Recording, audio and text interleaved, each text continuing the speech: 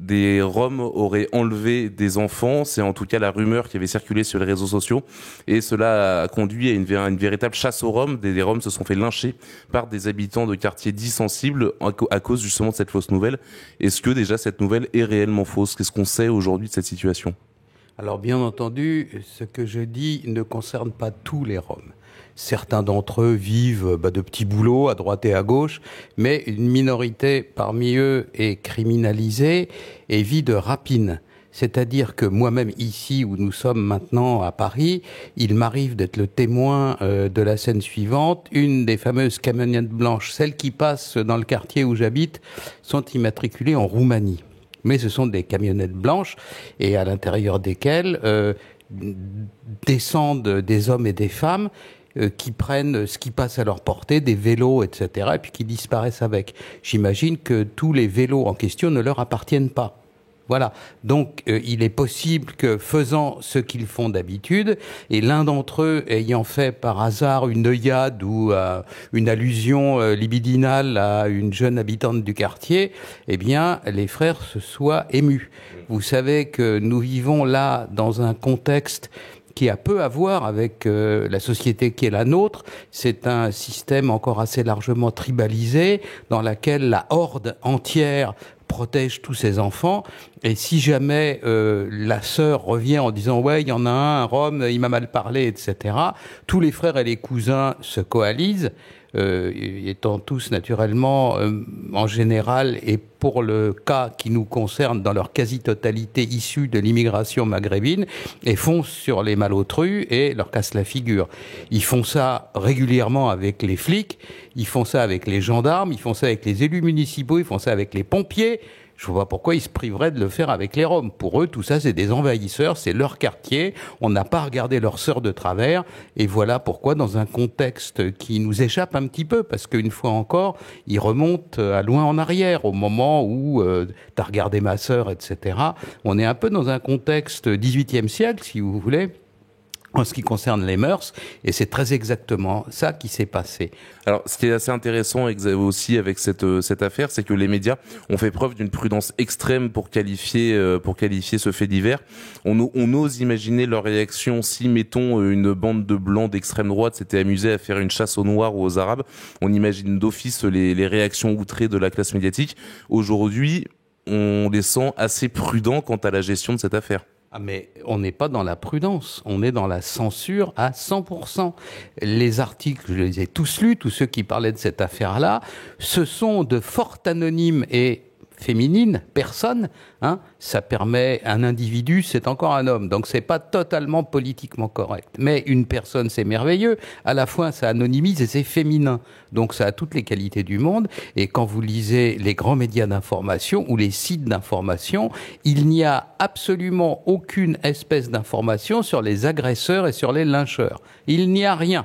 Seul une dépêche de l'agence Reuters, mais ils sont peut-être un peu moins coincés de ce côté-là, dit que vaguement dans les banlieues, il y a des bandes et que c'est ceux-là qui sont intervenus à l'encontre des Roms, ce que je vous ai dit tout à l'heure et qui ne fait absolument pas l'ombre d'un doute. Les policiers du terrain, j'en connais un certain nombre, les magistrats du terrain, j'en connais aussi, me disent voilà, la bande de la cité X ou Y qui a l'habitude de vendre du cannabis, de vendre des objets volés à ce qu'on appelle le marché aux voleurs, de servir, le cas échéant, de milices islamistes quand il faut protéger ou au contraire attaquer des gens qui sont pas de leur goût. Ces gens-là sont descendus dans la rue et s'en sont pris à des gens qui, c'est un feu de prairie, vous savez, ça embrasse tout, étaient censés avoir kidnappé des enfants. Qui volent des bicyclettes, ceux qui habitent dans ces quartiers-là, ou alors qui pillent les poubelles et des choses comme ça. Oui, effectivement, ils le font.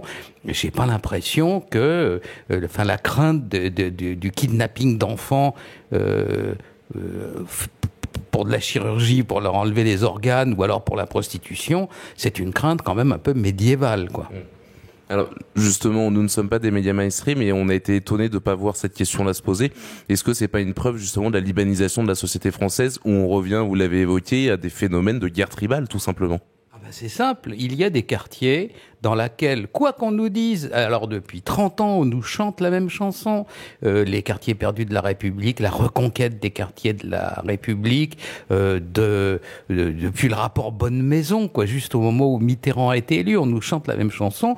Toujours est-il que les quartiers en question sont hors contrôle, qu'il y en a de nouveaux chaque année. Au moment où on a fait le premier décompte de ces quartiers, il y en avait une petite centaine.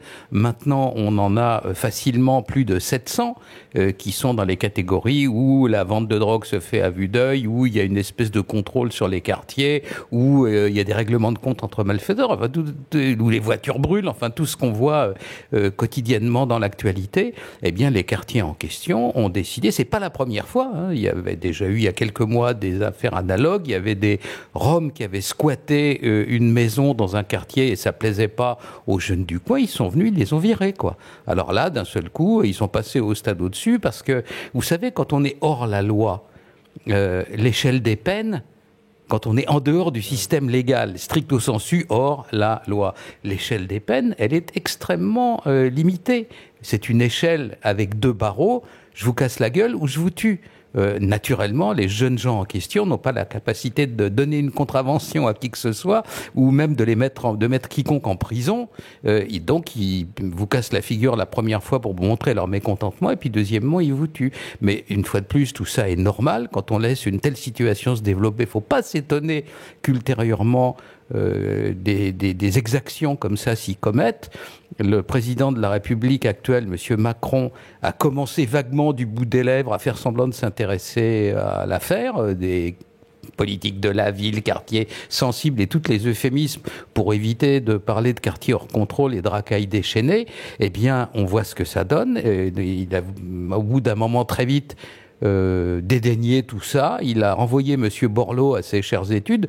Tout ce que disait M. Borloo n'était pas idiot. Bien entendu, il faut d'abord et prioritairement remettre de l'ordre dans ces quartiers. Et puis après ça, qu'il y ait des maisons pour les mamans des quartiers ou quoi que ce soit, ok, pourquoi pas, c'est pas grave. Ça. Ce qu'il faut, c'est y rétablir l'ordre. Tant que l'ordre ne sera pas rétabli dans les quartiers, ce qu'il n'est pas aujourd'hui, vous avez encore vu Grenoble récemment, eh bien, il y aura des exactions de ce genre-là. Alors là, on fait un peu attention parce que l'angoisse des médias est terrible, vous comprenez. Il y a 2 sortes de gentils différents qui se sont affrontés et qui se cassent la gueule les uns les autres, c'est-à-dire que toutes sortes de victimes de l'exclusion et du racisme qui devraient s'adorer les unes les autres et être sous la houlette d'une espèce d'abbé Pierre métaphysique, etc., ils s'entretuent. Alors ça va plus du tout, donc ils ne savent pas quoi dire, donc ils ne disent rien, et en tout cas pas la réalité.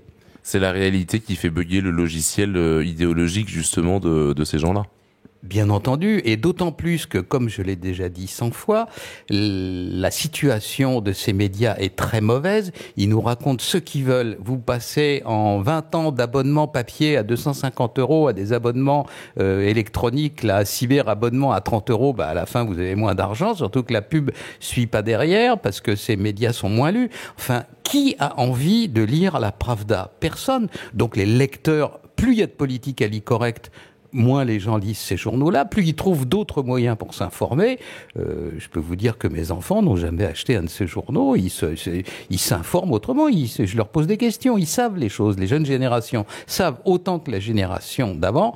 Manque de bol pour le Monde, ils lisent plus le Monde. Quant à Libération, si l'État ne l'arrosait pas de millions et de millions d'euros de subventions chaque année, cette lamentable publication aurait disparu depuis des années.